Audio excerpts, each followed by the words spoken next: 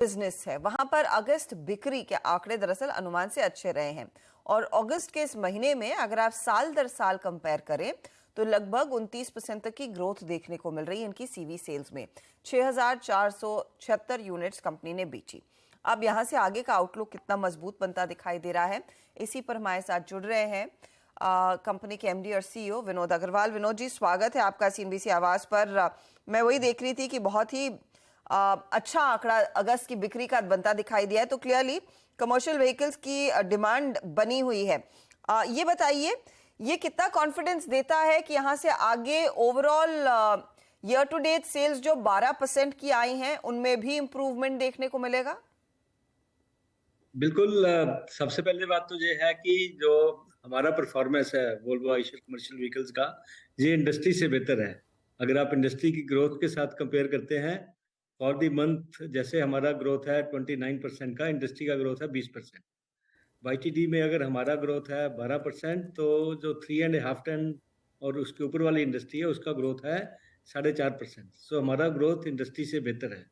और अभी आने वाले समय में एक तो फेस्टिव सीजन अभी स्टार्ट हो रहा है, तो उसके कारण से इंडस्ट्री जो है और अच्छी होने की संभावना है।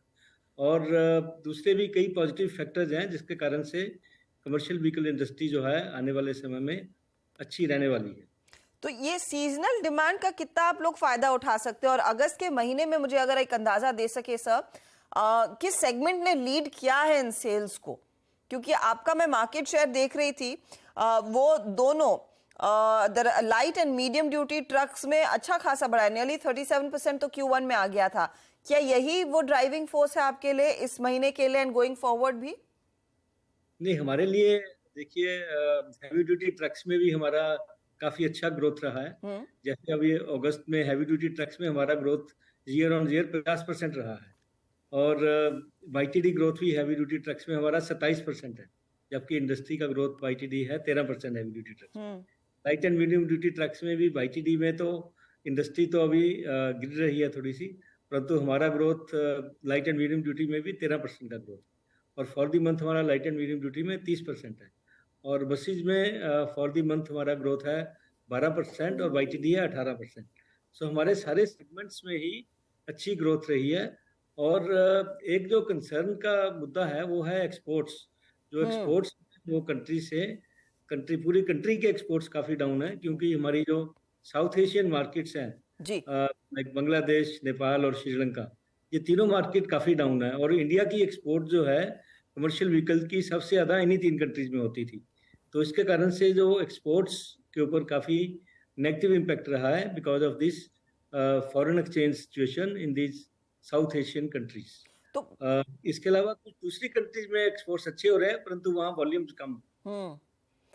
मैं ये कोई विजिबिलिटी है कि ये जो आपकी की मार्केट्स है साउथ ईस्ट एशिया वाले, वहां पर कब तक स्थिति थोड़ी सी पिकअप करती हुई दिखाई दे सकती है, या फिर ये प्राइमरीली जैसे आप मेंशन कर रहे थे करेंसी लेड है, तो वहां पर एक कॉल लेना बहुत मुश्किल होगा?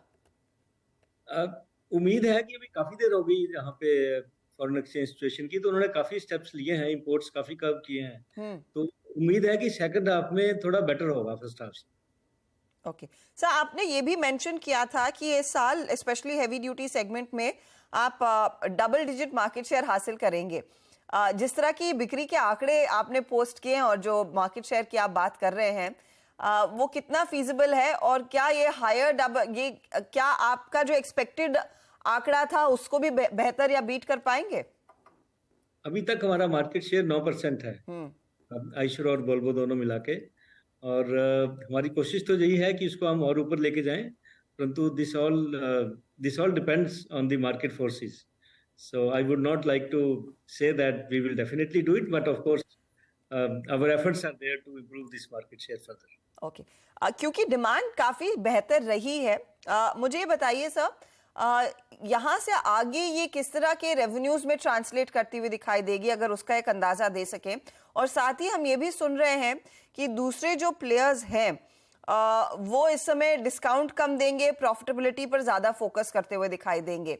That of course should play out well for you, लेकिन in the current demand environment pricing कैसी रह सकती है आपके प्रोडक्ट्स की?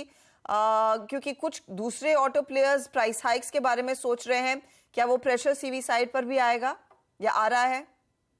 देखिए, सबसे बड़ी जो अच्छी चीज हो रही है कमर्शियल व्हीकल इंडस्ट्री में, ये अच्छी रियलाइजेशन हो रही है कि डिस्काउंट्स जो हैं beyond a point they are not good for the industry as a whole. So therefore ये जो इसके ऊपर थोड़ा सा डिस्काउंट्स के ऊपर अंकुश आया है, वो अच्छी बात है इंडस्ट्री के लिए।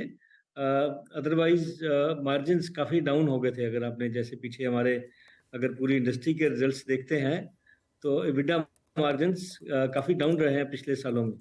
परंतु अभी पिछले क्वार्टर से एबिटा मार्जिन्स बेहतर होने शुरू हुए हैं। जैसा कि अगर आप हमारा वोल्वो आइशर कमर्शियल व्हीकल्स का एबिटा मार्जिन देखते हैं, क्वार्टर वन में हमारा एबिटा मार्जिन 8% था, जबकि पिछले साल क्वार्टर वन में 6% था। तो आगे से ये मार्जिन्स बेहतर हो रहे हैं और हमें उम्मीद है कि अगर डिस्काउंट्स ठीक रहेंगे तो मार्जिन्स और बेहतर हो सकते हैं। और दूसरी चीज़ ये है कि इन्फ्लेशन अभी थोड़ी कंट्रोल में है। जैसे कि स्टील इन्फ्लेशन जो काफ़ी बढ़ गई थी, वो अभी स्टेबलाइज्ड है। तो इसके कारण से जो कॉस्ट के ऊपर प्रेशर था वो थोड़ा सा कम है इन्फ्लेशन का। तो इसके कारण भी जो है मार्जिन स्टेबलाइज रहेगी।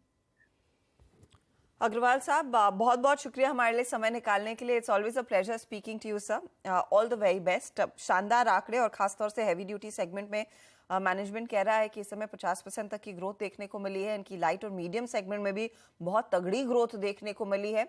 तो डिमांड